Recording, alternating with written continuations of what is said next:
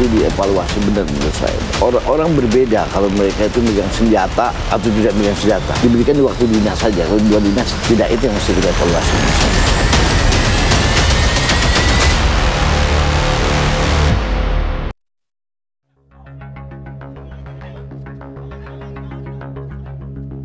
Sejumlah peristiwa penembakan yang terjadi di awal tahun 2025 menimbulkan ketakutan bagi masyarakat. Banyaknya kasus penyalahgunaan senjata api yang dilakukan oknum polisi dan TNI memunculkan desakan untuk evaluasi penggunaan senjata api. Menteri Hak Asasi Manusia Natalius Pigai menyerukan evaluasi menyeluruh terhadap perizinan dan penggunaan senjata api. Pernyataan ini disampaikan sebagai tanggapan atas insiden penembakan di res area tol Tangerang Merak dan penembakan terhadap seorang pengacara di Bone, Sulawesi Selatan. Menanggapi permintaan Menteri Hak Asasi Manusia Natalius Pigai, Ketua Komisi 13 DPR RI Willy Aditya menyatakan DPR akan mengkaji aturan persenjataan bersama pemerintah. Sementara itu, Komisi Kepolisian Nasional Kompolnas meminta agar evaluasi senjata api masuk ke dalam agenda visi rencana strategis Polri untuk 2025-2045. Kompolnas menyebut adanya penggunaan kekuatan yang berlebihan dalam kasus-kasus terkini yang melibatkan oknum anggota Polri menjadi salah satu agenda pembahasan Kompolnas. Lantas perlukah evaluasi penggunaan senjata? Siapa saja anggota Polri yang diperkenankan menyimpan dan menggunakan senjata api dengan persyaratan tertentu? Ya, pertanyaan besarnya kemudian perlukah adanya evaluasi total mengenai kepemilikan senjata api dan juga bagaimanakah penggunaannya? Karena banyak sekali kemudian kasus-kasus kita tahu bersama kepemilikan senjata api yang kemudian disalahgunakan. Bahkan masyarakat pun menjadi korban, bahkan hingga merenggut nyawa. Tak hanya ketakutan tapi juga keresahan di masyarakat muncul. Hal ini juga diserukan oleh Menteri Hak Asasi Manusia Natalius Pigai. Malam hari ini kami akan ajak Anda untuk berbincang bersama dengan Menteri Hak Asasi Manusia Natalius Pigai yang sudah terhubung bersama kami melalui sambungan Zoom. Selamat malam Pak Menteri. Selamat malam Maria. Terima kasih sudah bergabung bersama kami di Apa Kabar Indonesia Malam, Pak Menteri. Iya, malam Pak Arianto. Pak Pigai. Baik, juga dan bersama malam semuanya. Ya, dan juga bergabung bersama kami di studio ada Irjen Pom Purnaweran Arianto Sutadi, Penasihat Ahli Kapolri. Selamat malam Pak Arianto. Selamat malam Mbak. Selamat malam. Pak Arianto tak sendirian, juga bergabung bersama kami ada pengamat kepolisian Bambang Rukminto beserta juga dengan Mayor Purnaweran Yoyo Rio Sudipyo, anggota Komisi 1 DPR RI. Selamat malam Bapak-bapak. Assalamualaikum, selamat malam Mbak. Waalaikumsalam warahmatullahi wabarakatuh. Baiklah, kami ingin ke Pak Menteri. Pak Menteri, Anda menyerukan adanya evaluasi total menyeluruh untuk penggunaan senjata api. Dasarnya apa Pak Menteri? Ya, dasarnya begini. Yang penting dasarnya yang paling utama dan terutama adalah terkait dengan instabilitas nasional pada masa yang akan datang. Yang kedua, penggunaan senjata yang tidak beraturan itu juga menyebabkan adanya terhilangnya nyawa atau mengganggu right to life setiap warga negara. Yang kedua, mengganggu keselamatan warga negara. Lalu yang ketiga, itu adalah bisa menciptakan ketakutan. Artinya bisa kita lebih melindungi ancaman atau memastikan adanya freedom of fears. Jadi rasa ketakutan terhadap warga negara. Peristiwa-peristiwa di negara lain. Bagaimana adanya tindakan-tindakan penggunaan senjata yang menyebabkan rasa ketakutan di negara-negara di Amerika Latin atau di negara lain. Itu juga mengancam instabilitas negara. Dalam konteks inilah kita lihat di dalam waktu yang singkat, dalam 1-2 hari terakhir kemarin, itu terjadi peristiwa di Jayapura, di Bone, di Sulawesi Selatan, kemudian juga di Tangerang maupun juga Merak Bakauheni. Peristiwa-peristiwa di dalam waktu yang singkat yang disebabkan karena kesalahan penggunaan senjata itu justru bisa menimbulkan salah satu selain hak-hak dasar warga atau setiap orang terganggu atau diganggu karena kesalahan penggunaan, juga bisa menciptakan instabilitas nasional. Kan sekarang kan kita orientasi adalah membangun bangsa dan negara secara masif. Kemudian kebijakan-kebijakan yang sifatnya populis. Karena Presiden mencanangkan seluruh kebijakan itu menyentuh langsung kepada warga negaranya. Makan siang gratis, pembangunan swasembada pangan, swasembada energi, hilirisasi, dan berbagai kebijakan yang populis yang menyentuh rakyat, itu bisa terganggu kalau instabilitas nasionalnya itu ada gitu. Karena itu kita memastikan adanya stabilitas yang pasti. Kita negara, saya mewakili negara, memiliki kewajiban. Jadi the state obligation to protect on human right. Jadi negara wajib memastikan adanya perlindungan terhadap warga negara. Salah satu tindakan protect on human right itu adalah memastikan adanya pencegahan. Jadi apa yang saya sampaikan sekarang ini adalah pencegahan sebelum terjadinya. Nah, kita berdosa, negara berdosa kalau negara tidak lakukan pencegahan. Nah, pencegahan itu bisa dimulai dengan warning. Early warning system. Bisa. Kemudian pencegahan dimulai dengan langkah-langkah pencegahan yang lain sebelum terjadi peristiwa. Nah, itu juga merupakan tugas dan tanggung jawab negara. Jadi mengapa saya menyampaikan aspek-aspek ini yang menjadi penting? Karena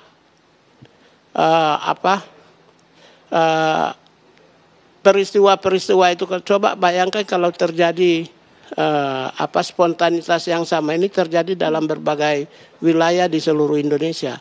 Gangguan keamanan nasional bisa terjadi. Siapa yang bertanggung jawab atas gangguan keamanan nasional? Ya, yang pertama adalah mereka yang menggunakan persenjataan, ya. Kemudian yang kedua siapa? Adalah aparat penegak hukum. Nah, dalam hal ini kepolisian. Kemudian aparat TNI. Kemudian pemerintah. Kemudian kami juga kementerian dan lembaga. Dan juga pemerintah daerah. Kami memiliki tanggung jawab memastikan agar warga bangsa di negara ini tetap seperti yang selama ini hidup toto tentram. Nah, itu yang paling penting.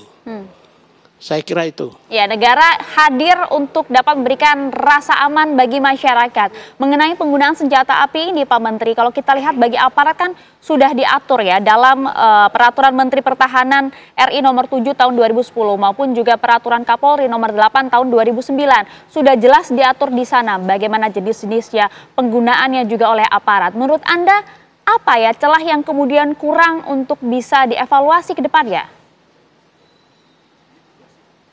Ya, yang paling penting itu kan semua peraturan manapun itu penting, ya, penting bagi sebuah negara, apalagi negara hukum seperti Indonesia. Regulasi apapun penting.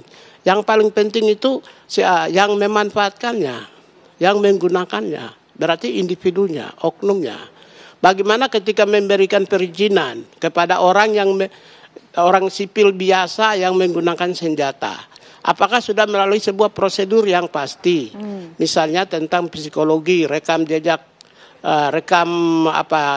kriminalnya, apakah clean and clear dari soal surat kelakuan baiknya, kemudian dari sisi psikologinya sudah diukur secara baik atau belum, bagaimana ukurannya, kan itu penting juga.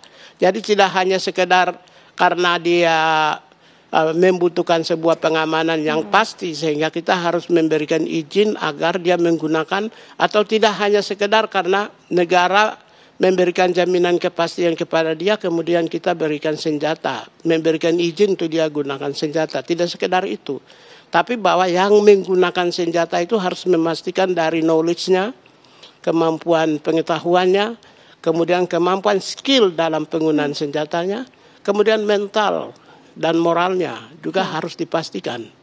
Nah, itu yang jadi Perkap nomor 8 tahun 2009 tentang penerapan prinsip-prinsip HAM dalam tugas kepolisian. Ya, itu kan Perkap. Perkap itu oke, penting, kita apresiasi juga. Tapi kan bukan itu. Tapi individu yang menggunakannya. Apakah tidak sekedar individu yang menggunakannya? Apakah ketika senjata itu digunakan, itu manfaat atau mudarat gitu? Ada untuk kepentingan bonum komune, kepentingan untuk umum atau bukan? Bukan. Oleh karena itulah saya kira perkap itu penting. Tapi yang paling penting adalah individu yang menggunakannya. Saya tidak menyalahkan aparat yang memberikan izin penggunaan. Tapi saya menyalahkan kepada setiap individu seperti apa yang berhak dan wajib dipakai senjata yang dikasih. Iya, dan kalau misalnya kita melihat dari kasus yang baru saja terjadi, Pak Menteri, bagaimanakah penembakan yang terjadi di rest area Tangerang Merak begitu ya, menewaskan 1 warga sipil di sana. Kita juga menyimak bagaimana rilis yang dilakukan pada siang hari tadi bahwa pelaku penembakan ini merupakan aparat TNI Angkatan Laut, di mana beliau memang memiliki senjata api yang melekat pada dirinya sebagai ajudan atau ADC. Respon Anda seperti apa dengan kepemilikan senjata api ini yang dimiliki oleh aparat yang seharusnya dapat memiliki rasa aman bagi masyarakat, Pak Menteri? Jadi gini, saya tidak mungkin masuk kasuistik ya, karena saya kan menteri. Kalau seorang menteri tidak bisa masuk ke soal-soal kasuistik, apalagi soal urusan kami ini kan eksekutif, tidak mungkin masuk ke aspek yang menyangkut tentang penegakan atau proses hukum. Tapi saya lebih kepada regulasi dan kebijakan. Ya, untuk dari itulah saya sampaikan bahwa peristiwa-peristiwa yang terjadi itu adalah peristiwa yang sebenarnya memberi tanda bahwa sinyal-sinyal bisa saja diciptakan dengan secara dengan sadar atau sengaja, atau juga mungkin terjadi secara spontanitas. Kan itu ukuran-ukuran perspektif intelijen juga kan harus masuk. Jadi kalau kita hanya beda dari sebuah kasus saja, sebenarnya bukan merupakan kapasitas seorang menteri gitu kan, pemerintah. Pemerintah lebih kepada mendorong kebijakan, bagaimana menyesuaikan regulasi, memantapkan regulasinya supaya nanti pemanfaatannya itu pas sesuai dengan tujuan atau sesuai dengan apa yang diinginkan. Saya kira itu. Jadi saya tidak mungkin akan masuk ke aspek-aspek yang sifatnya kasus. Tapi saya apresiasi bahwa pihak Panglima TNI sudah mengambil sikap yang baik gitu. Kemudian juga Angkatan Laut juga sudah mengambil sikap yang baik. Lalu kepolisian juga sudah mulai melakukan penerapan disiplin kan, melalui demosi dan lain. Saya kira proses-proses yang kasus-kasus yang terjadi itu masing-masing institusi sudah pasti ambillah kan ada punishment, sistem punishment itu justice system yang berlaku di institusi kepolisian maupun institusi tentara. Dan itu pasti sudah jalankan. Kami tidak ragu dengan proses hukum yang jalan, tapi kami lebih kepada kebijakan yang sifatnya besar, yang merubah sistem. Jadi kami lebih kepada perubahan sistem. Sistem yang dimaksud itu adalah sama dengan apa yang disampaikan oleh Ketua Komisi 13. Sama juga dengan apa yang diucapkan oleh anggota Komisi 1 DPR RI, Dev Laksono, atau juga Nasir Jamil dari Komisi 3. Kalau pemerintah maupun juga legislatif itu sudah merespon, saya kira tinggal pihak-pihak yang terkait melakukan perubahan aja. Kalau kita lihat regulasi Perkap nomor 8 tahun 2009 itu Perkap yang memberikan prinsip penerapan prinsip-prinsip HAM, tapi tidak difokuskan hanya kepada, dan tidak dibunyikan juga soal, sejauh yang saya paham ya, saya bisa saja saya salah. Perkap itu tidak juga disebutkan bagaimana cara menggunakan senjata.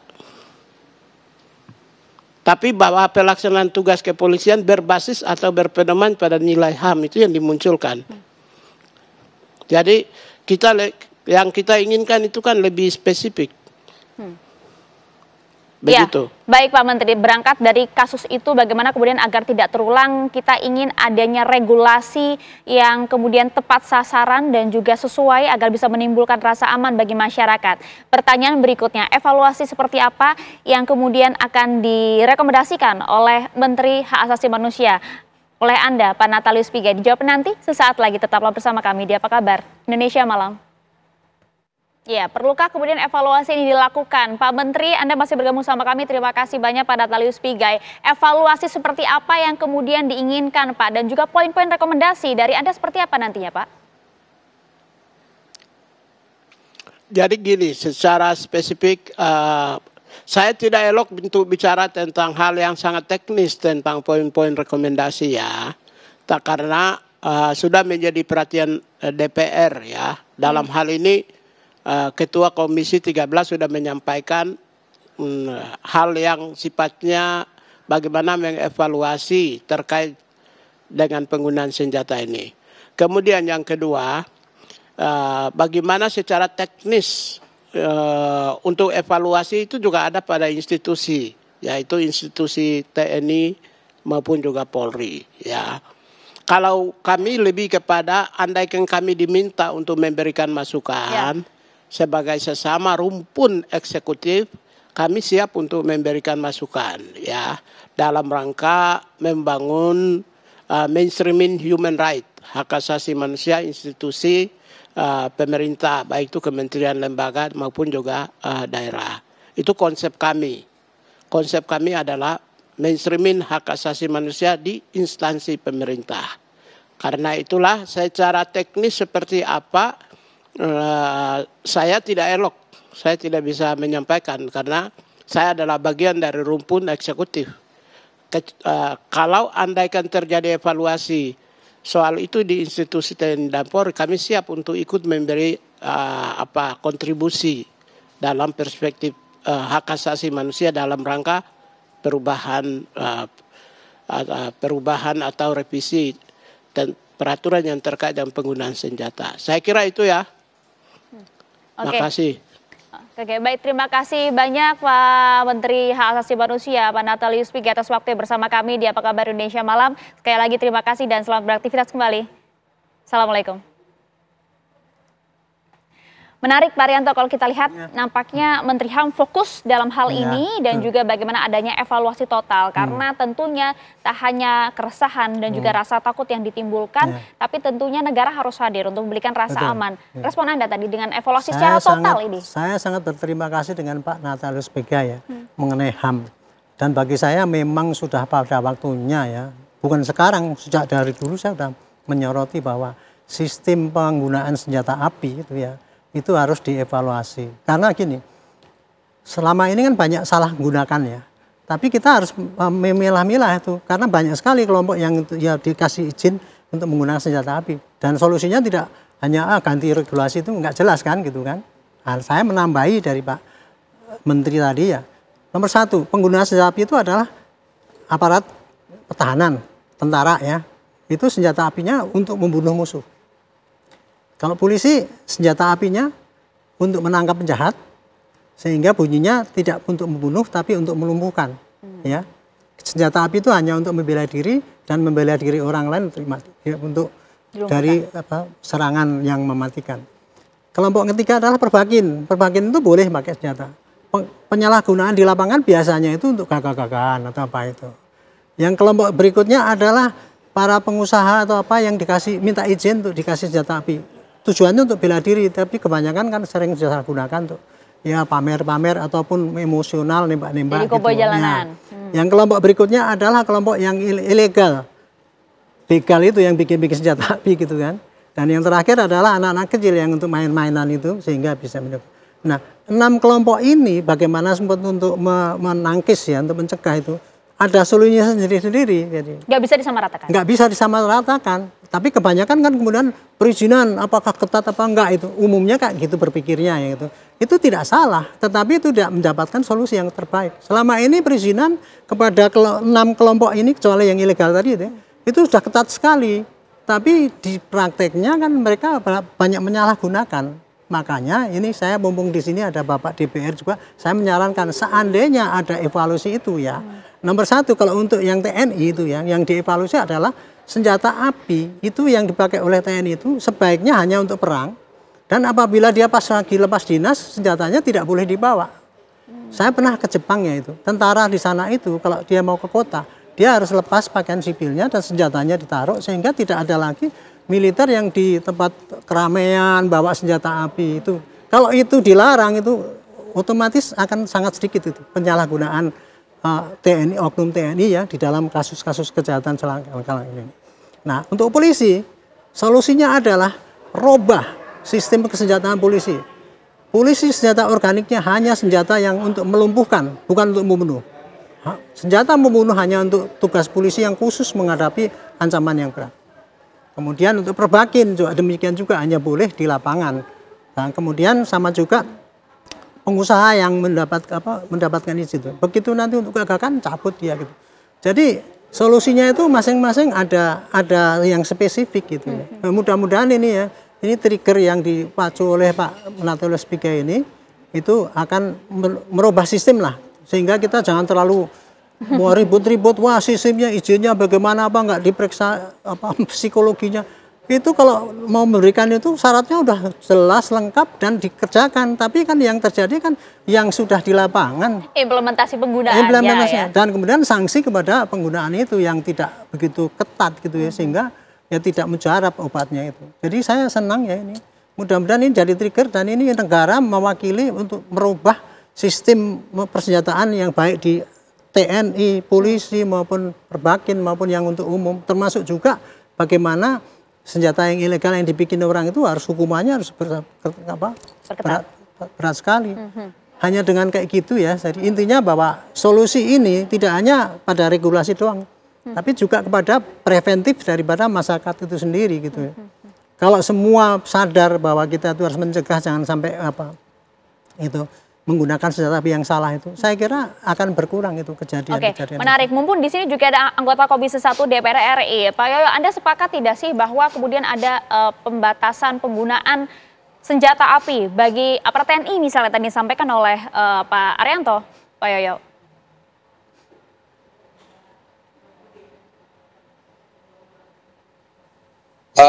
Terima kasih Mbak.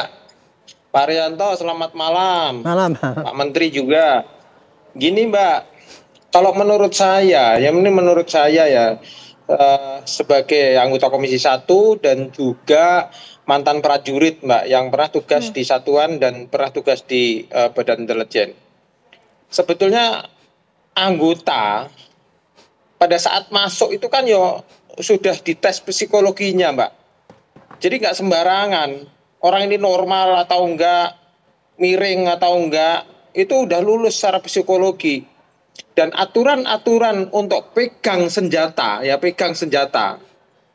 itu sebetulnya juga sudah diterbitkan, sudah ada dan sudah baku dan sudah bertahun-tahun itu dipakai.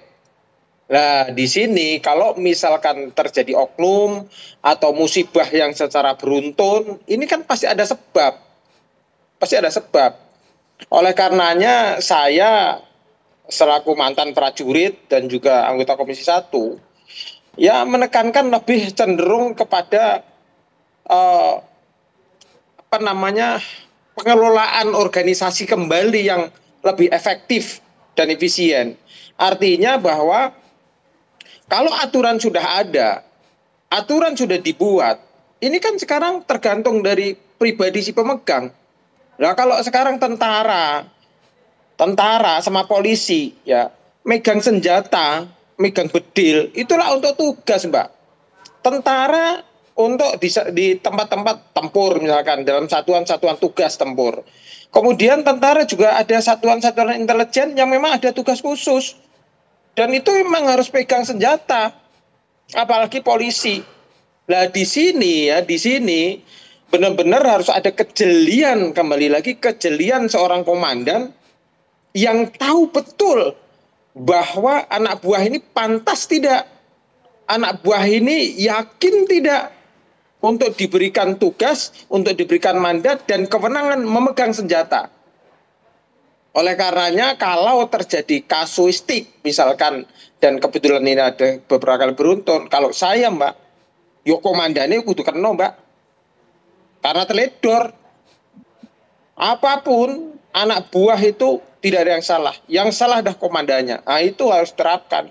Kalau itu diterapkan, benar-benar dipegang oleh semuanya, saya yakin semuanya akan terkonsolidasi. Dalam artian, si komandan pasti akan mengecek secara berkala. Ini anak buah saya yang saya kasih tugas keluar, ini anak buah saya yang saya kasih tugas di beberapa tempat, kira-kira ada masalah enggak? Sosiologisnya ada masalah enggak? Nah, di situ fungsinya seorang komandan untuk mengadakan pengecekan secara rutin, ya, pengawasan secara rutin kepada seluruh anak buah yang bertugas di lapangan. Saya kira itu Mbak yang bisa kami sampaikan, waskat atau pengawasan melekat seorang komandan kepada seluruh anak buahnya itu merupakan tanggung jawab penuh seorang komandan. Aturan dan segala macamnya sudah dari puluhan tahun yang lalu ada Mbak, ada. Terima kasih Mbak, itu dari saya. Kalau begitu Pak Rubianto, cukupkah kemudian hal demikian pengelola institusi kejelasan atasan untuk melihat apakah anak buahnya petugas ini layak diberikan kewenangan untuk memiliki senjata, memegang senjata agar tidak disalahgunakan, atau justru memang ada evaluasi total bagaimanakah kemudian kapan saat-saat yang tepat seorang petugas harus memegang dan juga memiliki senjata tersebut? Dijawabnya nanti sesaat lagi, tetap bersama kami. Ya, Pak Rukminto, kami ingin dengar rekomendasi Anda akan seperti apa. Kalau tadi disampaikan, perlukah kemudian hanya pada tahapan pengawasan saja seperti Pak Yo sampaikan. Tapi kalau di sini Pak Arianto menyikapi dan juga menyoroti dari segi preventifnya sejak awal, mencegah hal-hal yang tidak diinginkan, Pak Rukminto. Terima kasih, Maria. Pada dasarnya negara kita ini menganut pembatasan senjata api untuk umum. Tetapi penggunaan senjata api itu tetap diperbolehkan pada beberapa lembaga. Satu, Polri, kemudian TNI untuk tugas pertahanan. Untuk tugas keamanan, Polri ini juga memberikan izin kepada beberapa pihak. Di antaranya adalah penyidik pegawai negeri sipil, kemudian ada satuan pengamanan, Satpol PP dan beberapa lembaga untuk bela diri maupun olahraga. Artinya di sini saya melihat bahwa ada dua aspek, yakni bahwa senjata api ini ada senjata api yang ilegal dan yang legal dan ilegal. Yang legal ini tentu adalah ranah dari kepolisian. Senjata api organik maupun non organik ini adalah ranah kepolisian. Kita tidak usah ngomongkan senjata api ilegal, mungkin ada rakitan ataupun pabrikan yang diselundupkan ke dalam negeri. Ini tentu akan lebih sulit lagi untuk melakukan deteksinya. Terkait dengan senjata legal, ini yang diberikan izin oleh negara, diberikan kewenangan oleh negara, ini adalah Polri untuk melakukan pengawasan, baik impor masuk ke dalam negeri maupun ke luar negeri, ataupun distribusi di dalam negeri. Ini terkait dengan keluar masuk senjata api. Penggunaannya pun juga diatur oleh Perpol 1 tahun 2022. Memang terkait dengan senjata api ini secara undang-undang kita masih menggunakan landasan undang-undang yang sangat lama. Yakni undang-undang peraturan pemerintah mengganti undang-undang tahun 60-an. Makanya kalau tadi Pak Menteri mengatakan bahwa akan melakukan evaluasi, ini evaluasi seperti apa? Apakah ke depan ini evaluasi itu terkait dengan impor senjata api baik organik maupun non organik yang bisa digunakan di ranah sipil, atau seperti apa? Ini memang menjadi pertanyaan saya tadi. Saya Pak Menteri tidak melanjutkan dialog kita. Kemudian terkait senjata api organik dan non organik. Kalau senjata api organik ini kan senjata yang digunakan oleh fungsi kepolisian, melekat pada fungsi kepolisian. Sementara senjata api non-organik TNI dan Polri ini yang diperkenankan untuk digunakan oleh masyarakat sipil. Tadi ada PPNS, penyidik pegawai negeri sipil, Satpol PP, kemudian Satpam, yang semuanya diawasi dan dikontrol oleh kepolisian melalui Perkap 1 tahun 2022. Kalau kita melihat kasus-kasus yang beberapa ini terjadi, kita melihat pertunjukan bahwa yang korban penyalahgunaan senjata api, asal dari senjata api yang digunakan dalam kejahatan ini rata-rata adalah senjata api organik kepolisian atau organik dari TNI dalam kasus di Tangerang. Makanya memang perlu evaluasi terkait penggunaan senjata api organik ini oleh lembaga tersebut, baik TNI maupun Polri. Karena kalau kita melihat pemberian izin senjata api kepada Satpol PP, kemudian Satpam, faktanya sampai sekarang kita tidak melihat kasus-kasus itu terjadi pada mereka. Artinya penggunaan itu sudah sesuai dengan aturan. Kalau tadi Pak Yoyok menyatakan bahwa peraturan terkait penggunaan senjata api itu sudah sangat banyak. Gitu. Ini hanya terkait dengan bagaimana implementasi di lapangan. Saya setuju dengan apa yang disampaikan Pak Yoyok tadi, bahwa memang ini terkait dengan kontrol dan pengawasan di lapangan. Karena senjata api di Polri misalnya itu seharusnya melekat pada tugas dan fungsi. Tidak serta-merta semua orang bisa membawa senjata api kemana-mana, terus kemudian petentang-petenteng sehingga memunculkan arogansi. Seseorang yang membawa senjata api itu cenderung emosinya bisa tidak stabil, kemudian arogan seperti itu. Makanya ini yang seharusnya dilakukan evaluasi. Mengapa penyalahgunaan itu terjadi? Salah satunya karena kontrol emosi tidak kuat bagi individunya, kemudian kontrol dan pengawasan atasannya ini sangat lemah sehingga mereka tidak bisa mendeteksi secara dini bagaimana perilaku anggotanya sehingga menyalahgunakan kewenangan penggunaan senjata api. Oke, Anda sepakat Pak Arianto? Ya, apa yang disampaikan para ahli di sini saya sepakat ya. Semua saran itu baik dan semua saran itu menjurus kepada perbaikan supaya ini tidak terulang-ulang gitu. Kalau saya yang lebih harus kita pentingkan itu adalah saran yang realistis ya dan bisa menyelesaikan masalah-masalah yang selama ini masih sering terjadi. Yang sering terjadi itu apa kan? Sekarang ini seperti Pak Bambang tadi mengatakan kalau PPNS malah nggak banyak salah.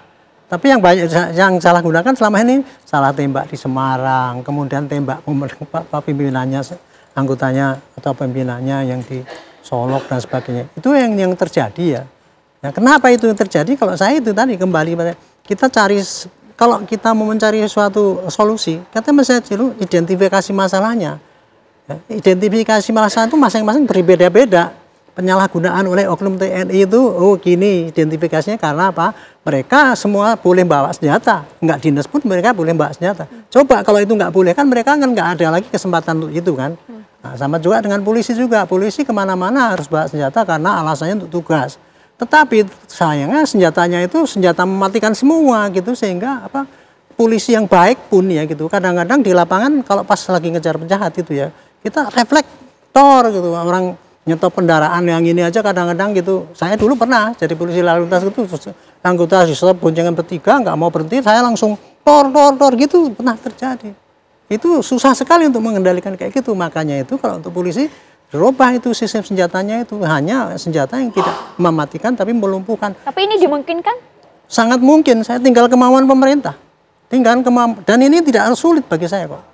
Saya pikir tidak harus perlu pakai undang-undang untuk merubah sistem di persenjataan di polisi itu. Karena kan senjata ini kan melekat kepada tugas dan juga fungsi ini kan cuman pengguna. Aparat.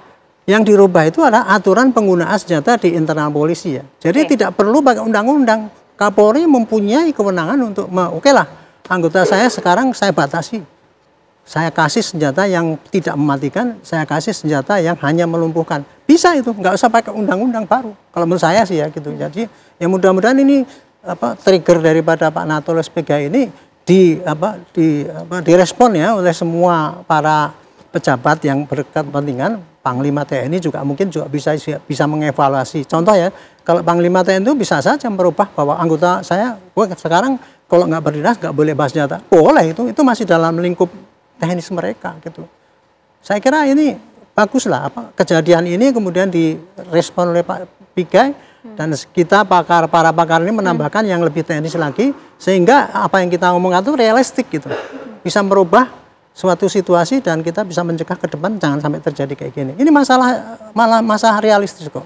Iya. Tidak sulit bagi saya. Kalau masalah itu realistis dan juga realistis adalah masyarakat nggak mau tahu gitu. Mereka hanya ingin kepastian, merasa dilindungi dan juga rasa aman yang kemudian dijaga oleh negara. Pak Yoyo, Anda kemudian bisa tidak menjelaskan apa yang sebenarnya bisa dipastikan kepada masyarakat bahwa mereka berhak untuk mendapatkan rasa aman meskipun aparat kalau kita tahu melekat dengan tugas dan juga fungsinya dengan senjata api tersebut?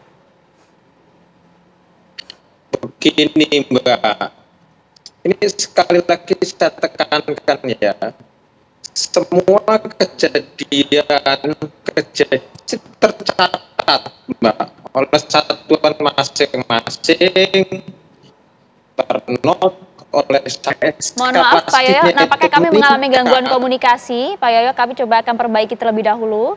Tadi nampak putus-putus, Pak Yoyo sudah bergabung kembali bersama kami. Halo Mbak, ya Mbak.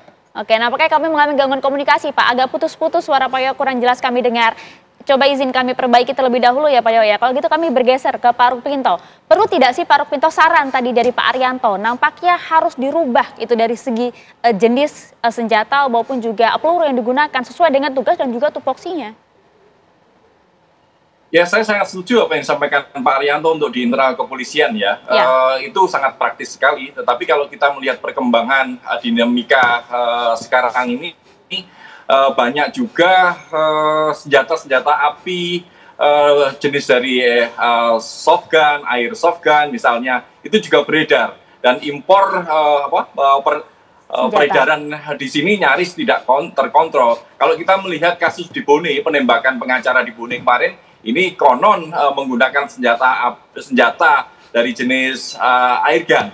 Ini kan juga perlu peraturan tersendiri untuk membatasi distribusi airgun ini. Karena kalau terkait airgun ini bisa saja sih melalui peraturan Kapolri. Tapi kalau menurut saya peraturan Kapolri ini cukup di internal kepolisian, tapi terkait dengan senjata non organik dan kemudian jenis-jenis senjata lain, ini memang perlu perundangan tersendiri. Karena kalau tidak, ini juga terkait dengan impor senjata dan pengawasan terkait distribusi senjata api yang non organik ini dari jenis airgun, airsoft gun maupun yang lainnya seperti itu. Karena kalau tidak, pengalaman saya setahun kemarin saya ditodong 4 orang misalnya, ini menggunakan semacam replika senjata api. Bagi masyarakat tentu ini merupakan bentuk ancaman dari rasa aman dan nyaman gitu untuk berada di umum gitu, di ruang-ruang publik seperti itu. Makanya terkait dengan distribusi impor senjata api baik airgun, airsoft gun maupun senjata api non organik, baik yang berpeluru tajam, kemudian berpeluru karet maupun gas, ini juga harus diatur lebih detail melalui undang-undang. Hemat saya seperti itu. Oke, artinya sudah cukup urgenkah kemudian peraturan senjata api ini harus dievaluasi, Pak Rukminto? Sesaat lagi ya Pak ya, tetap bersama kami di Apa Kabar Indonesia Malam. Ya, sudah semestinyakah kemudian penggunaan senjata api ini dievaluasi? Kalau kita lihat, kami telah merangkum sejumlah kasus aksi koboi di Indonesia. Terakhir pada Agustus 2024 kemarin kita juga sempat lihat yang terjadi di wilayah Depok, Jawa Barat. Belum lagi kemudian kasus-kasus lain yang juga sempat terjadi pemirsa. Kami merangkum paling tidak ada sejumlah kasus aksi koboi di Indonesia, baik itu di jalanan maupun juga yang dilakukan oleh aparat TNI maupun juga Polri. 4 September, oknum TNI di Makassar bahkan sempat menodongkan pistolnya di depan rumah Ketua Bapilu di wilayah Makassar, Sulawesi Selatan. Tak berselang lama, 19 September 2024, pengusaha bernama Sunarwan menembaki ban mobil pengendara lain di jalan raya akibat emosi disalip saat terjebak macet. Pada 3 Januari 2025 kemarin, seorang petugas parkir di ASDP Cabang Bakauheni ditodong senjata api oleh oknum pegawai kantor Syah Bandaran dan otoritas pelabuhan saat korban tengah mengecek kartu parkir. Kalau kita lihat juga yang terakhir 2 Januari 2025 kemarin, anggota TNI AL menjadi pelaku penembakan terhadap pemilik rental mobil di rest area KM 45 Tol Tangerang Merak. Ini adalah sejumlah kasus yang kemudian kami rangkum yang juga menjadi sorotan. Pentingkah kemudian penggunaan senjata api ini harus dievaluasi? Seberapa urgenkah hal ini? Karena tadi seperti kita simak bersama, Hasbiallah Ilyas, anggota Komisi 3 DPR juga sampaikan, secara psikologis memang setiap orang yang pegang dan juga tidak pegang senjata itu pasti berbeda, Pak Yoyo. Apa yang harus dirubah? Evaluasi seperti apa, Pak Yoyo? Selain juga kemudian kalau kita lihat dari segi pengawasan pasti itu penting ya. Kalau kita lihat kan Anda juga tak hanya sebagai anggota Komisi 1 DPR saja, tapi juga Anda merupakan mantan prajurit juga. Jadi begini Mbak, tadi sampaikan sama teman-teman kita semua, ada yang menyarankan untuk ganti senjata, ada yang menyarankan untuk peraturannya dirubah dan lain sebagainya ya. Ini sebetulnya lah kan apa ya namanya, peraturan, ketetapan, undang-undang yang sudah dibuat itu ya Allah sudah ada di satuan masing-masing Mbak. Dan sudah berjalan sekian lama ya, sekian lama. Dan ini sekarang ini kan kebetulan saja terjadi peningkatan eskalasi pelanggaran-pelanggaran, apakah itu anggota atau yang lain itu menggunakan senjata api. Ya di sini ini kan yang harus dikaji ulang, ini menurut saya Mbak. Kenapa sih ada peningkatan eskalasi kejadian yang merugikan masyarakat oleh oknum di Polri dan yang lainnya dengan menggunakan senjata api. Lah itu di situ benang merahnya di mana? Kalau namanya aturan-aturan ini sudah lama dibuat.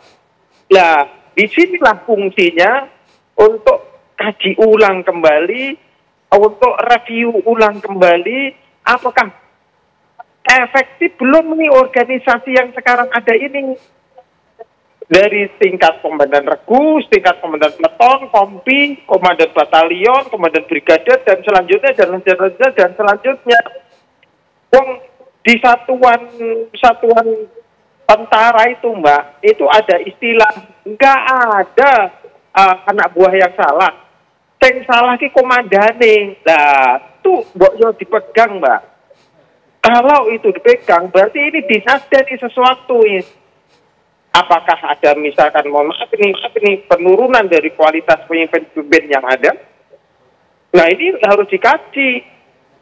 Kan ini dalam tanda kutip ya, beberapa waktu terakhir ini kan disampaikan marak gitu, ya marak. Ya oleh karenanya saya yakin nih Mbak, Panglima TNI dan seluruh kepala staf pasti dengan kasus-kasus yang terjadi ini berpikir. Pertanyaannya adalah kenapa bisa terjadi? Nggak mungkin Mbak, nggak mungkin Jo, karena ada kasus 1, 2, 3 secara beruntun diem aja, nggak mungkin. Kalau secara legal, undang-undangnya itu walau sudah dibuat dari zaman dulu, udah rapi, udah tertata, sudah bagus Mbak.